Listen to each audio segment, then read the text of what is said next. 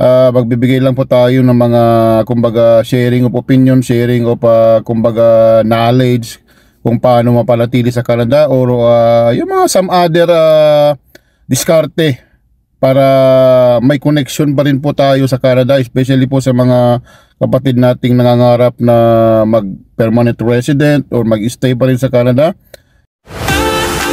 Yan! Woohoo! Biscuit Basin na sumabog na geyser noong July.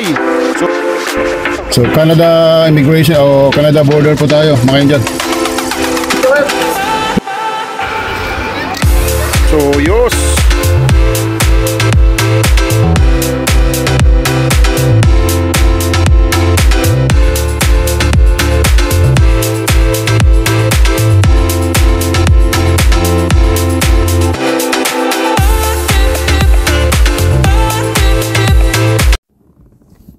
Hula ho mga ka-angel, ito naman po ang yung lingkod yung katropa at kalakwatsa, Kuya JJ. So mga ka-angel, at sana nasa good mood po kayo ngayon at para maganda po yung pagkukwentuhan natin. So ito ay gumawa na naman tayo ng short video. Magbibigay lang po tayo ng mga kumbaga sharing of opinion, sharing of kumbaga knowledge kung paano mapanatili sa Canada or yung mga some other diskarte para may connection pa rin po tayo sa Canada, especially po sa mga kapatid nating nangangarap na mag permanent resident or mag-stay pa rin sa Canada, in Canada or outside Canada. So ito po para sa inyo mga ka-angel. I-share ko lang sa inyo yung mga dapat gawin kung ma-expire na or na-expired na yung work permit ninyo or yung mga visa ganyan. So may mga other option, at least may parang plan B, plan C mga ka-angel. So ito ay ating pag-researchan at maganda pa rin po na i-search po pa rin po ninyo doon sa website po ng IRCC, yung Immigration and Refugees and Citizenship Canada, yung mga kailangan gawin when it comes to immigration and everything sa pagpalabas mo ng mga visa and everything. Andun po lahat sa mga details dyan. May mga pagka-explore nyo po yung website na yun dyan, marami kayong makikita ng mga options paano mag-stay o pumunta ng Canada. So start na po natin mga ka-angel, at yung ito para sa mga kapatid nating nag-i-struggle na mag-stay sa Canada at o kaya yung mga nagbabalak na pumunta dito sa Canada. So ano po yung mga diskarte na gagawin o mga hakbang para at least meron pa rin pa tayong mga chances na mag-stay po sa Canada. So wala mga ka-angel, pagka po pa-expire na or ma-expire na o na-expired na, ay kailangan ito mga ka-angel, wag po tayong yung traditional term na TNT, yung tago ng tago. So kailangan nasa legal side po tayo lagi. Wag po tayo gagawa ng mga illegal, otherwise it might cause us big trouble at the end of the day. So maaari pa kayong makulong, mga falsification of public documents and everything like that it can cause a serious problem with your situation in Canada. So batas is batas mga ka-angel. So kailangan natin gawin yan. Sumunod po tayo. Legal, always in the legal side po tayo lagi. So yun mga ka-angel. At yun, pagka po mga ka-angel ay yung status po ninyo, like sa mga visitors visa o yung mga student visa ganyan, ay doon po sa website ng IRCC ay may nakalagay po doon na pwede po kayong mag-apply ng yung tinatawag nilang restoration. So parang kumbaga yung mag-apply po kayo ng restoration to a visitor record. Parang ganoon mga ka-angel. So you have 90 days to process that one after the expiration po ng permit or yung visa ninyo. So may tinatawag po silang kumbaga magsiswitch po kayo ng yung restoration to a visitor record. So nandyan po sa IRCC website po yung details niyan kung pwede po kayo dyan. That's another option. At least mapanatili pa rin po kayo sa 90 days. Marami pang pwedeng mangyari, at kung ma-extend pa kayo, marami pang pwedeng mangyari. Maaaring makahanap kayo talaga yung mga ways talaga na makapag-process po kayo ng permanent resident. So yun mga Angel, itry nyo po yan yung visitor record restoration sa IRCC website po din po yan. So next po mga Angel ay other option po mga Angel ay yung kumbaga i-check nyo po kung saan kayong province. Every province sa Canada may mga kanyang patakaran. Although at the end kumbaga yung at the end pa rin ay papunta pa rin po rin sa IRCC, pero every provinces may kanya-kanya silang mga rules na may mas maluwag, mas may maraming option or may mas mga instricto pa ganyan. So i-check nyo po yan sa Manitoba, sa Alberta, Yukon, they have their usually these provinces mayroon silang talagang connection sa IRCC, parang mga partnership para mas mabilis, mas magpaganda yung pag-process po ng mga ganitong situation ng mga immigration like that. So check nyo po yan sa, like po sa Alberta, dito sa Alberta meron din po sila tinatawag yung Provincial Nominee Program at i-check nyo po yan at kung eligible po kayo sa mga work permit extension ay magandang balita yan at least especially po mga Angel, pagka po kasi nakapag-process na kayo, naka-apply na kayo ng permanent resident and then kung work permit kayo, nag-apply kayo ng permanent resident and then the work permit is expiring and then in some cases ay yung work yata, yung work ninyo ay nagkaroon kayo ng problem, then you might be eligible mga Angel. Hindi ko sinasabing yun na yun, sigurado na kayo. You might be eligible to kumbaga apply ng kumbaga work permit extension dahil nakapag-apply na po kayo ng, para may reason na kayo, nag-apply na kayo ng permanent resident.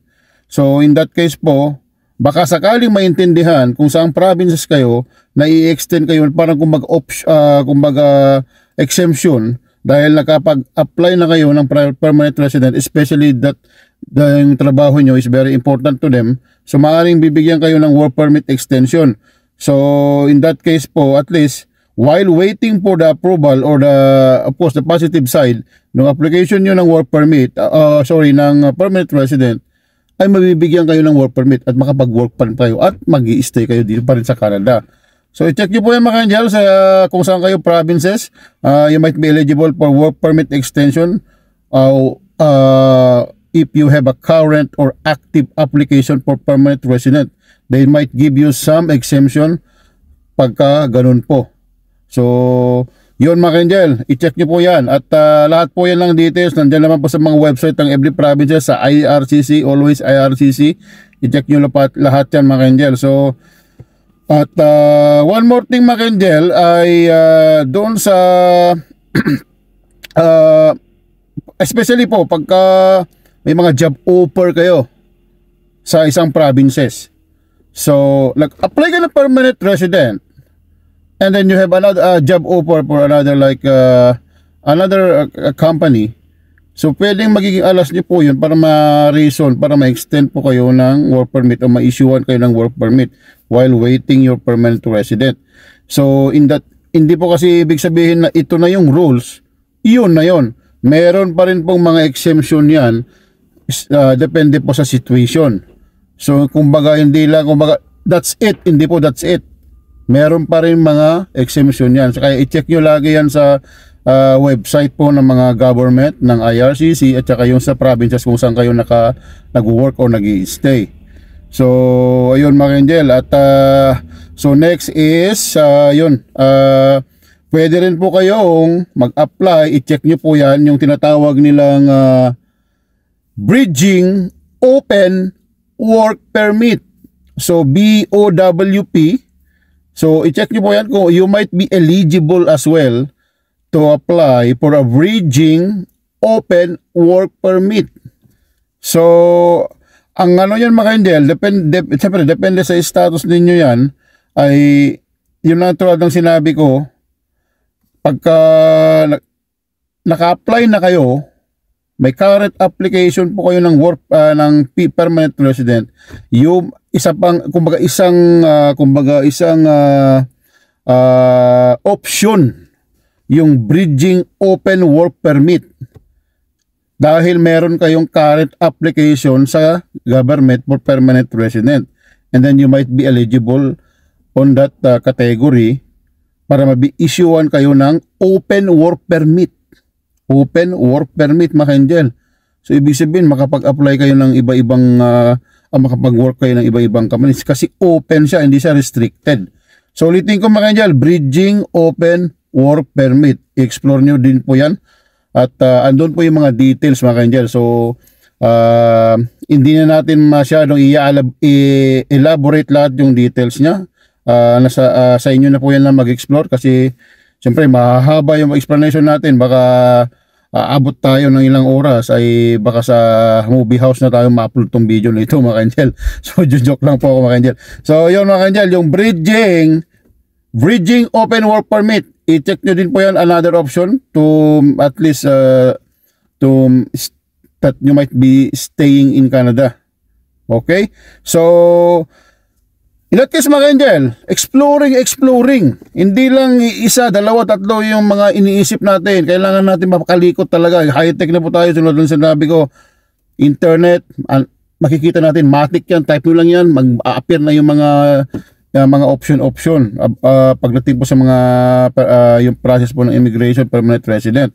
So you also need to check some other types of work permit, kung ano yung pwedeng alam yung papatok o yung talagang ito na yung dito ako, parang dito yung parang the best sa akin, parang ganon. So kumbaga i-check nyo ba yung mga different kinds of work permit at siyempre na yung mga close na ma-issuean kayo ng mga LMIA, ganyan. Like I said, explore kayo, may mga social media at not only here in Alberta, may mga group of Filipino people po sa social media. Pwede kayo mag-message doon, ask help, ask advice from them.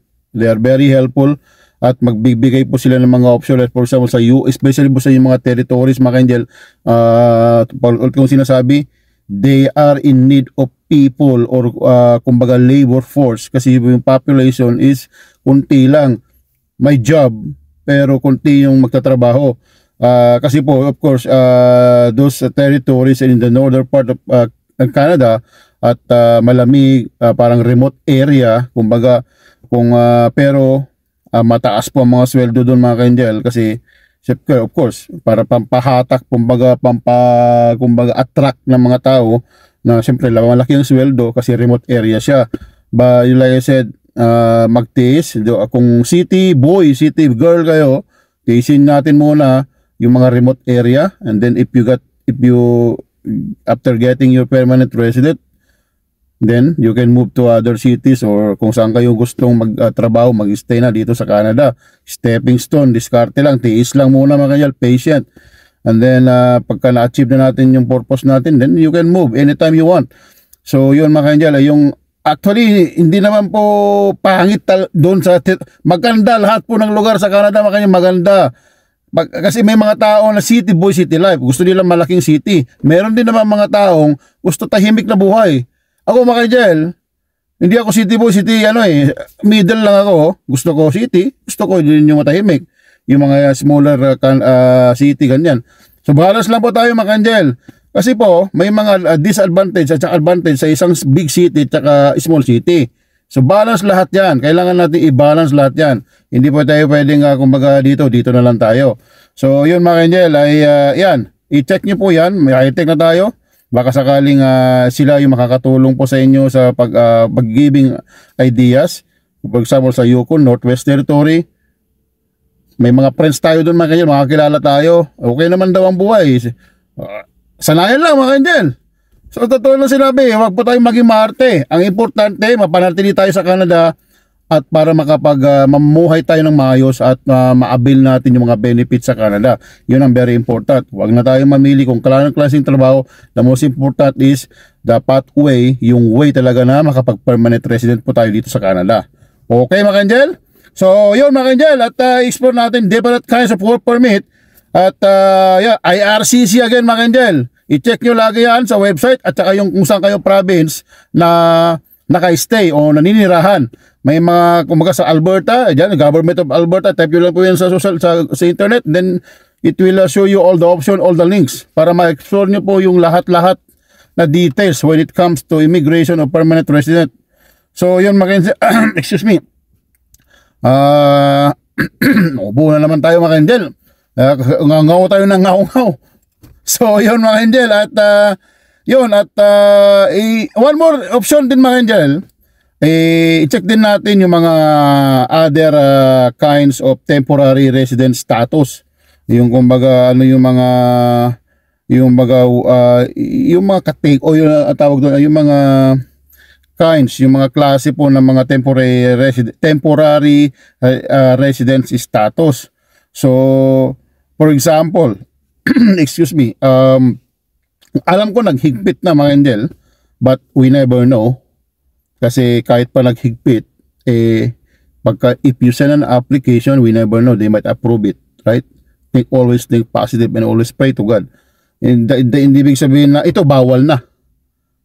It means, bawal na. Huwag po gano'n. Bakit hindi po natin itry? Mag-send po tayo ng application, we never know. Na-track sila sa profile mo, and then they might approve it. Right? So always think positive. Hindi ibig sabihin, yan na yun. Try natin. Wala pong masama mag-try. Kung hindi mo i-try, walang mangyayari. Kaya i-try natin, mga Angel. So i-try nyo yung ganon. So, for example, you're a student visa, and then you might apply for a visitor's visa while you are here. You could apply for that one. And we never know, they approve it. And then they approve your visa. You are still here in Canada, and you have more chances na diskartehan mo na paano ka maka-stay dito. So yun, student visa, visitor visa, to student visa.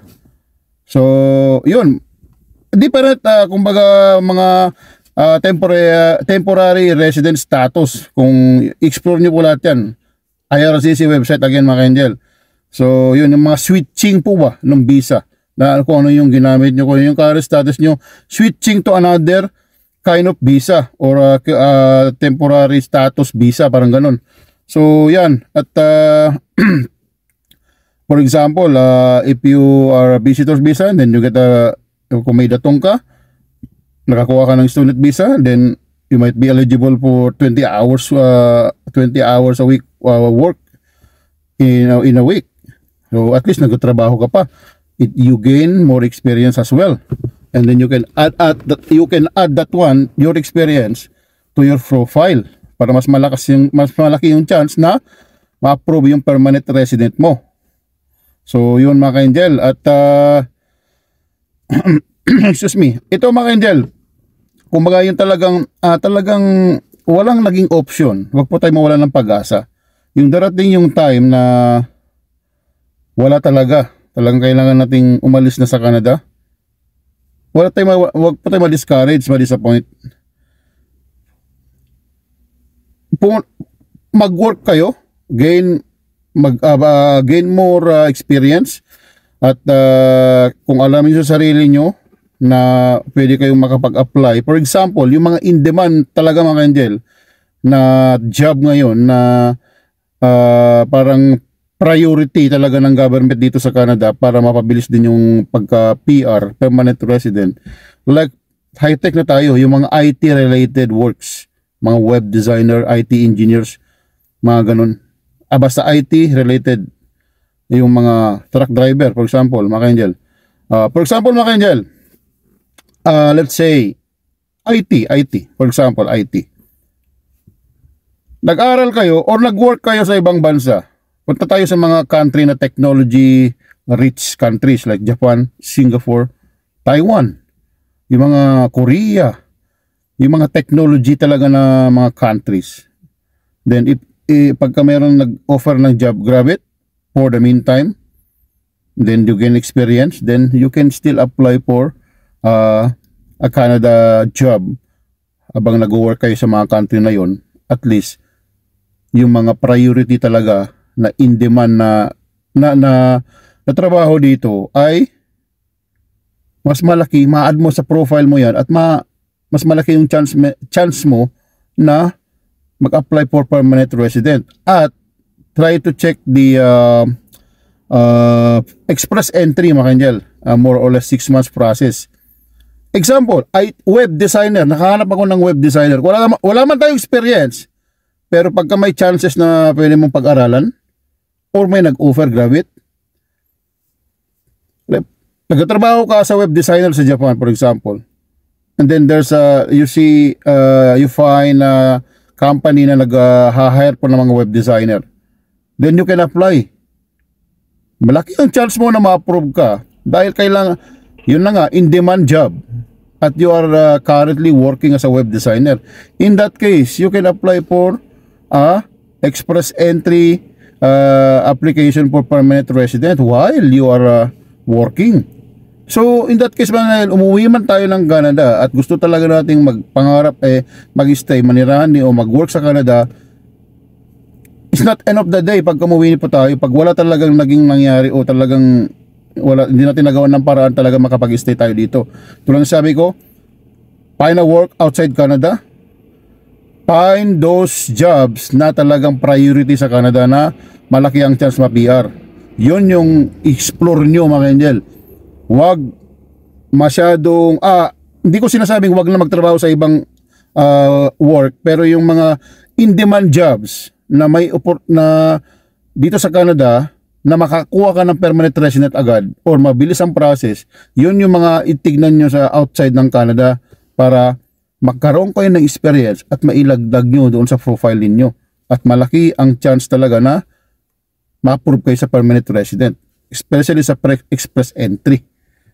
So yun, mga angel, andyan yung mga in-demand, truck driving, IT related, managerial, supervisory, teacher, medical, mga angel, medical, very in demand dito kasi po nag-grow yung population ng Canada. Kailangan talaga nila mga medical staff, doctor, nurses, healthcare providers like that. Kailangan talaga nila, mga angel. Yun, i-check nyo po yan, high-tech na tayo.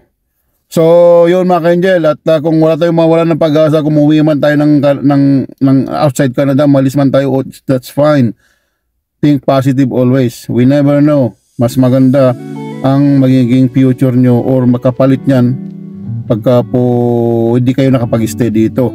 Kahit hindi lang po sa Canada, mga angel, talagang hindi ka nakapag-stay. Kung may isipin natin, may magandang kapalit yan. Ang gawin lang po natin, mag-pray tayo at gawin natin yung part natin na sa tao ang gawa, na sa Diyos ang awa. Okay, mga angel, and I believe pagka po malaki yun po yung pag ninyo, yung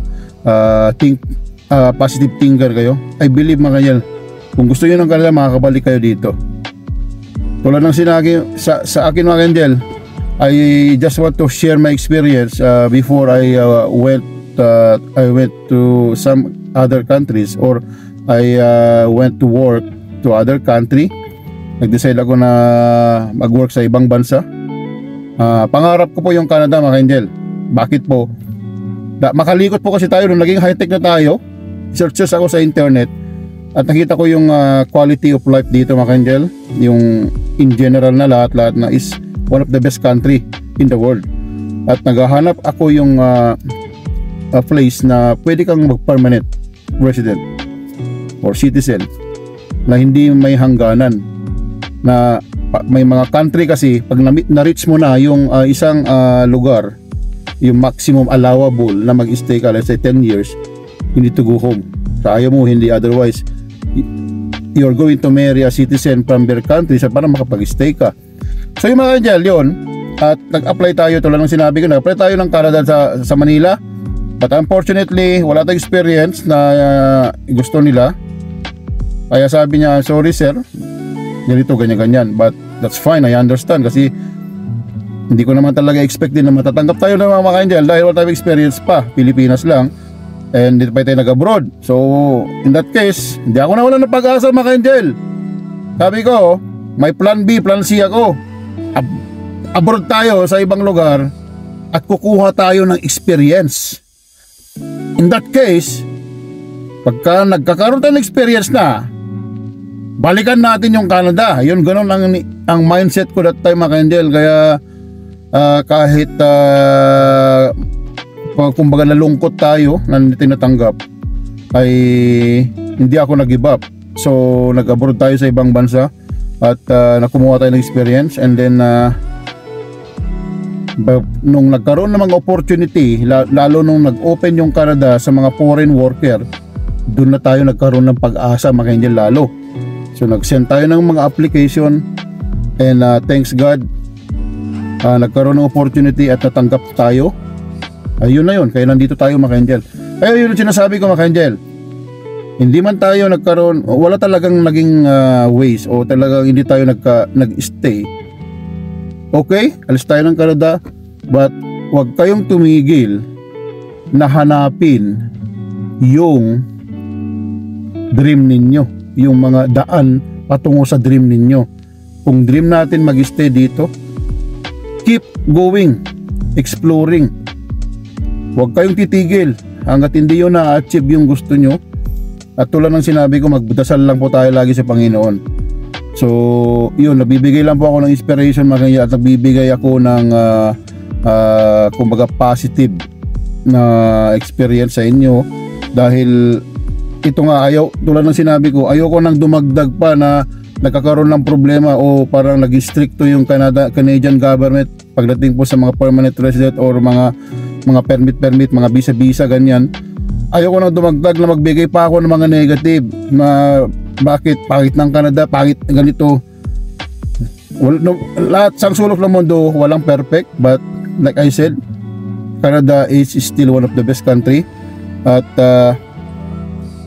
nag-struggle na nga yung tao. Magbigay lang tayo ng advice, pero kailangan mas angat pa rin yung positive side na magbigay tayo ng payo para may encouragement at ma-inspired yung tao na ipurso niya yung kanyang pangarap na mag-stay dito.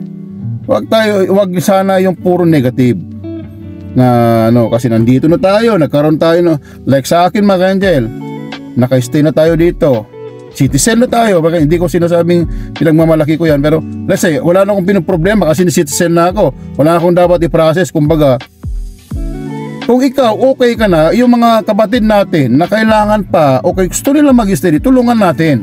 Huwag tayo magbigay masyado ng mga negative.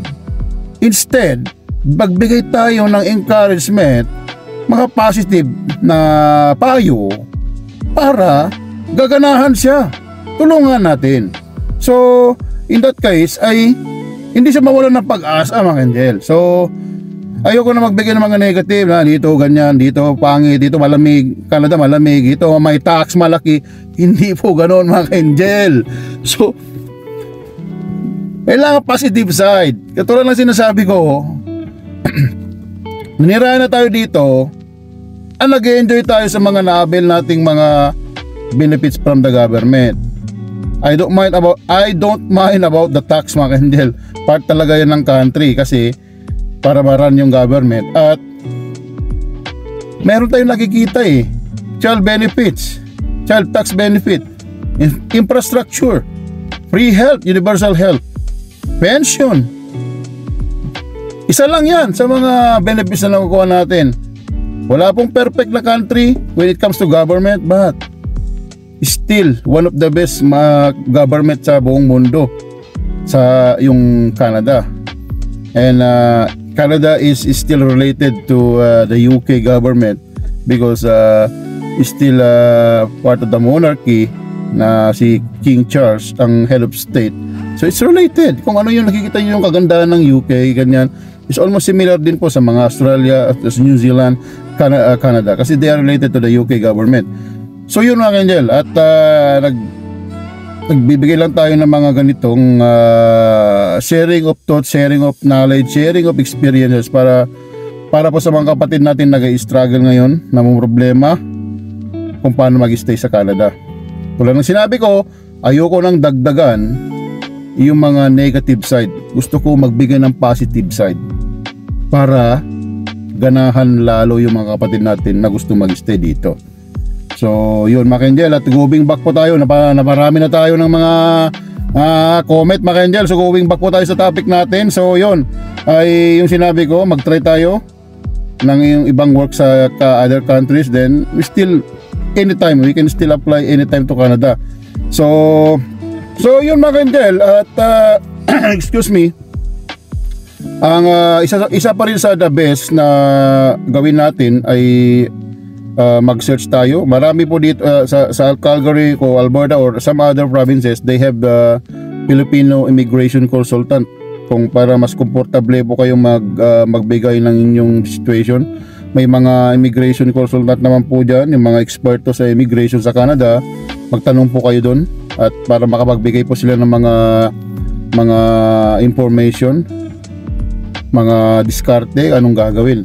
So sila yung expert, sila yung magbibigay sa inyo ng mga gagawin para magkapag-stay or makapag-process ng permanent resident dito sa Canada. So yun mga Angel, at nakapag-share lang ako sa ganitong mga bagay para at least meron kayong idea, kayong mga diskarte. At saka one more thing mga Angel ay pagka nandito tayo sa Canada, try your best, try everything na option para makapag-stay lang po kayo dito. At tulad po ng sinabi ko, napakaganda po yung Canada mga Angel hanggang tumanda ka na.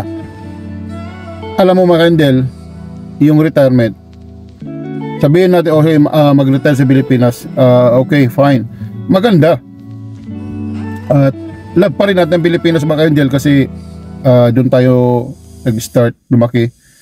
Pero darating yung time pa rin talaga mga Angel na hahanapin mo yung Canada. Bakit po? Especially po pa nagkasakit ka na, naubos na yung mga datong mo, at saka lagi ka na nagkasakit ganyan, hindi ka nakakapag-check up kasi parang titipid ka na dahil wala ka ng datong, wala ka ng pera. Darating talaga yung time na hahanapin mo yung Canada na gusto mong bumalik. Kaya sa akin, opinion mga Angel, pagka tumanda, kung kaya pa, wag nating tanggalin yung Canada sa buhay natin, na Pilipinas na lang. Doon tayo tumanda na. So kailangan kung kaya pa mag-travel like that, kailangan nating i-include pa rin yung Canada dahil yun na nga, kailangan natin magpa-check up pa rin at magkakasakit pa rin tayo. We pray po dito. Kaya ito ang aking masasabi mga Angel. We might live here in Canada but still Filipino by heart. So love natin pareho, Philippines at saka Canada. Kaya kailangan nating i-balance lahat. Hindi po tayo puro negative ang iniisip, at isipin natin na para sa atin din kung bakit tayo nandito sa Canada. Kaya try your best na mapanatili kayo dito mga Angel. At how I wish and pray to God na sana ma-achieve rin po ninyo yung dream ninyo na mag-stay dito, tulad po nung na-achieve natin ngayon, na hindi tayo gumibap. Dumating yung time na lubog na rin po tayo mga Angel, pero hindi tayo nag-give up. Kaya thanks God, binigay niya sa atin ito. Kaya sana sa inyo rin. At keep going, keep moving forward, at never give up, never stop your pathway in achieving your goal or your dream na mag-stay sa Canada. If you really want to stay here, find ways, and I believe darating yan at makakamtan nyo ang mga pangarap ninyo dito sa Canada mga Angel. So yeah, salamat po sa panonood, at sana nakapagbigay ako ng inspiration at mga knowledge sa inyo, nakapag-inspired ako, katulong ako sa inyo. At thank you very much sa panonood, at I really appreciate, at God bless you always. At tulad ng sinabi ko mga Angel, pray hard, it really works. So yun muna ang video natin mga Angel, at hanggang sa susunod na video natin. Sasabihin ko pala mga Angel, at natapos na natin yung British Columbia escapade natin with the friends. So ang susunod na natin i-upload ulit ay yung nag-travel po kami ng Colorado at some part of Wyoming, Idaho, Arizona, but mostly in Colorado, Denver. Nag-hunting kami ng mga magagandang view ng fall season. Although parang medyo late na, but at least nakakuha pa rin tayo ng mga gandang video. So ang tabayaran niya mga kanjel, yung mga one of the scenic roads din na dinaanan namin sa US, also in North America, Bertot Highway and $1 Million Highway. $1 Million very stunning road mga kanjel, walang railings, kakatakot. At saka doon sa Bertot, although gabi na, pero may mga isa grizzly country yung area na yon. So ang tabayan nyo mga kanjel, napakagandang lugar. At saka scenic talaga yung road na yon.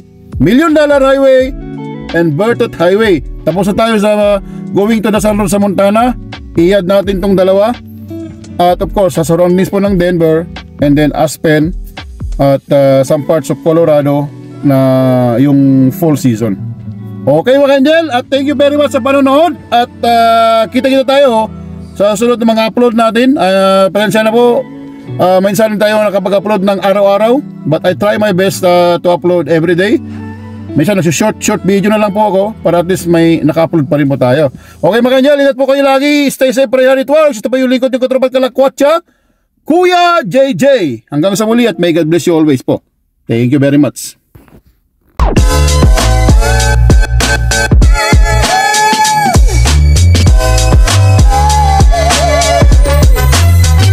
Mga ka-angel, dito po yung Biscuit Basin na sumabog na geyser noong July.